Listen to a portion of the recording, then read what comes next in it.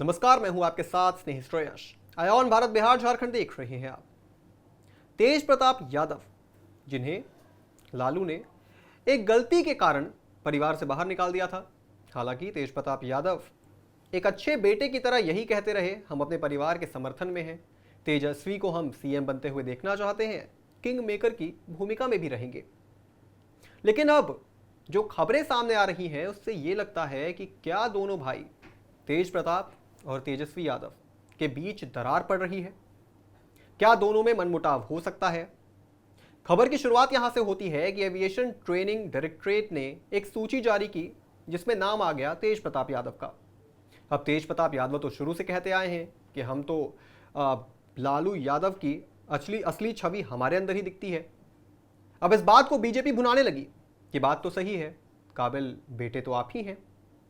अब ऐसा धीरे धीरे ये अटकलें लगाई जा रही हैं कि तेज प्रताप यादव को अगर ये बात समझ में आ गई कि ज़्यादा काबिल वो हैं, या उन्हें अंदरूनी तौर पर यह लगने लग गया कि ज़्यादा काबिल वो हैं, तो दोनों भाइयों के बीच में मनमुटाव होना निश्चित है। खैर, इस पूरी खबर पर विस्तार से चर्चा करेंगे। हमारे साथ वरिष्ठ पत्रकार राजकुमार जी मौजूद हैं स्टूडियो में। राजकुमार सर, जो ये खबर सामने आ रही है कि दोनों भाई के बीच मनमुटाव हो सकता है, इसमें कितना दम है? देखिए, मनमुटाव, अलगाव के बाद मनमुटाव होना लाजमी है। जी। और सवाल तो ये भी उठ रहे हैं कि क्या दरार पड़ चुकी है दोनों के बीच में।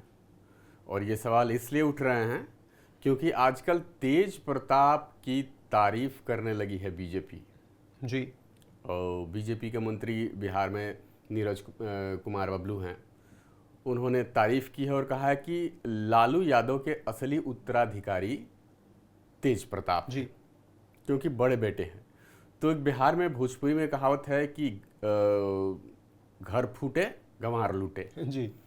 तो ये आपसी फूट, चूंकि चुनाव का मौका है तो बीजेपी भी इस पे चौका मार लेना चाहती है, तो यही वजह है। और तेज प्रताप को लोग, जैसे कि सब लोग जानते हैं, वो तुलना भी कर रहे हैं नीरज कुमार बबलू की। अब जो लालू यादव अपने ज़माने में किया करते थे उसी तरह से कुछ ये भी करते हैं। कभी बाइक राइडिंग, कभी साइकिल राइडिंग, कभी हॉर्स राइडिंग, कभी जंगल में अपना जानवरों के बीच समय बिताते हैं, कभी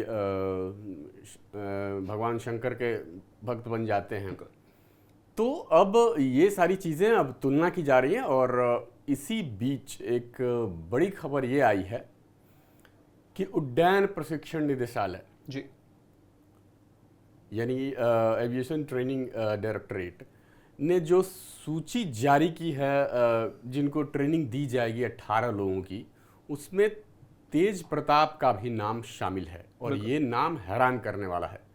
हालांकि विशेष जानकारी नहीं है, लेकिन मुझे जहाँ तक जानकारी जितनी है उसके मुताबिक तो एविएशन की ट्रेनिंग तो 10+2 के बाद ही शुरू हो जाती है। और तेज प्रताप 37+ हो गए हैं, 37 साल से ज़्यादा की उम्र हो गई है। ऐसे में अब इनका नाम कैसे आया है? हालांकि पिछले दिनों उन्होंने खुद ही दावा किया था कि वो एक पायलट बनना चाहते हैं या वो ट्रेनिंग ले चुके हैं।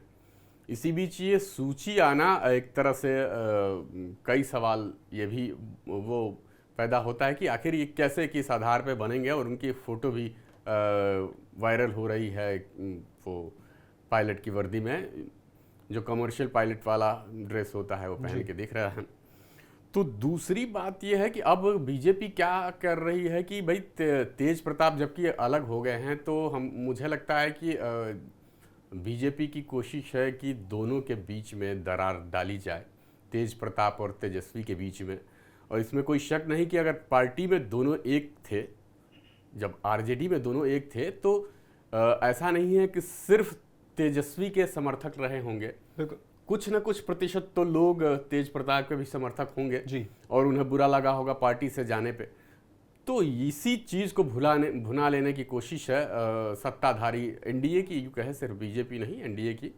क्योंकि कई लोग आजकल उनकी तारीफ़ करने लगे हैं तेज प्रताप की, और उनमें लालू यादव की छवि देख रहे हैं।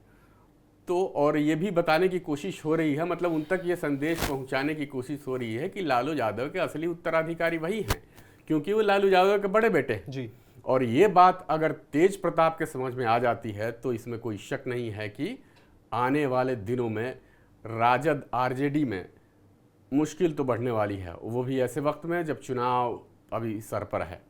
लेकिन राजकुमार जी, ये तारीफ कहां तक सीमित है? मतलब बीजेपी और एनडीए जैसा आप जिक्र कर रहे हैं, तेज प्रताप से सिर्फ दरार चाहती है दोनों भाइयों के बीच में, या अपने पाले में करना चाहती है? क्योंकि जिस तरीके से आप बता रहे हैं चीजों को कि तेज प्रताप को अगर ये बात समझ में आ गई कि असली उत्तराधिकारी वही है, तो मनमुटाव होगा, टकराव होगा। लेकिन टकराव के बावजूद लालू यादव तो अध्यक्ष हैं, वो जिसको चाहेंगे सर्वोपरि तो वही रहेगा ना। तो इस टकराव का जो अंत होगा वो कैसे होगा? देखिए, पहले अब जो विवाद हुआ, जो व्यक्तिगत चीज़ें सार्वजनिक हुई शादी को लेके, फिर उनके लिव इन रिलेशन पार्टनर को लेके, फिर दूसरी शादी को लेके, तो जो उसके बाद जब अलगाव हुआ तो उसके बाद ये चीज़ें तमाम जोर पकड़ रही थी। जब पार्टी ने अलग कर दिया, लालू यादव ने अपने परिवार से, अपनी पार्टी से उनको बेदखल कर दिया और कह दिया कि इनसे कोई संबंध नहीं है। बिल्कुल। तो उसका सीधा मतलब ये था कि अगर कोई कानूनी पचड़े इसको लेके शुरू होते हैं तो पूरा परिवार पिस जाएगा। पहले से ही तमाम तरह की चीज़ें चल रही हैं कानूनी मोर्चे पे, तो इसलिए ये माना गया कि एक पॉलिटिकल मूव है परिवार को और पार्टी को सेफ रखने के लिए। तो अब कयास लगाए जा रहे थे कि आज नहीं तो कल चुनाव से पहले तेज प्रताप शामिल हो जाएंगे पार्टी में। लेकिन जिस तरह से पिछले दिनों एक वीडियो वायरल हुआ था अखिलेश यादव के साथ, उत्तर प्रदेश के पूर्व मुख्यमंत्री के साथ वीडियो चैट करते हुए वो पूछ रहे हैं अखिलेश यादव की कहाँ से चुनाव लड़ोगे। तो ये इस तरह से कयास लगाया जा रहा था कि समाजवादी पार्टी चाह रही है कि भाई अगर वो पार्टी में नहीं शामिल हो रहे हैं तो उनकी पार्टी के टिकट पर वो चुनाव लड़ें। बिल्कुल। तो ऐसे में अब बीजेपी को समझते देर नहीं लगी कि भाई अगर सपा का तो कोई खास, अखिलेश यादव की पार्टी का बिहार में कोई जनाधार है नहीं, न कोई संगठन है, न कार्यकर्ता है। ऐसे में अगर बीजेपी या जेडीयू में अगर तेज प्रताप चले जाते हैं तो ये किसी तरह से नुकसान नहीं, फ़ायदे की बात होगी एनडीए के लिए। और ये जितना फ़ायदा होगा एनडीए को, उससे कहीं ज़्यादा नुकसान तेजस्वी यादव को होगा, आरजेडी को होगा। तो यही वजह है कि इस तरह से आजकल बीजेपी के मंत्री उनकी लगातार तारीफ कर रहे हैं और ये बताने की कोशिश कर रहे हैं कि लालू यादव के बड़े बेटे हैं और असली उत्तराधिकारी यही हैं। तो बेसिकली ये दरार डालने की कोशिश है या दरार पड़ चुकी है, उसके बाद ये कवायद शुरू की गई है बीजेपी की तरफ से। ये तो भाई अभी देखने वाली बात है। लेकिन इतना तो है कि अब जो कल तक तेज प्रताप छोटे भाई को मुख्यमंत्री बनाने की बात कहते आ रहे थे, तो वो अब ये कहने लगे हैं कि मैं बिहार में किंग मेकर बनूंगा। बिल्कुल। तो किंग मेकर बनने का मतलब तो ये होता है कि जिसको वो चाहेंगे वही जो है मुख्यमंत्री बनेगा। इसका मतलब अर्थ तो यही होता है। तो ये जरूरी नहीं कि अगर वो किंग मेकर के बनने की भूमिका में आ गए स्थिति में तो तेजस्वी यादव को ही मुख्यमंत्री बनाने के लिए वो करेंगे। वो किसी और के लिए भी कर सकते हैं जहां उनके फायदे की बात होगी। और राजनीति में देखा जाता है कि खून के रिश्ते में भी दरार आ जाती है। बिहार में ही रामविलास पासवान जी के परिवार और पार्टी इसकी जो है इसका साक्षात उदाहरण है।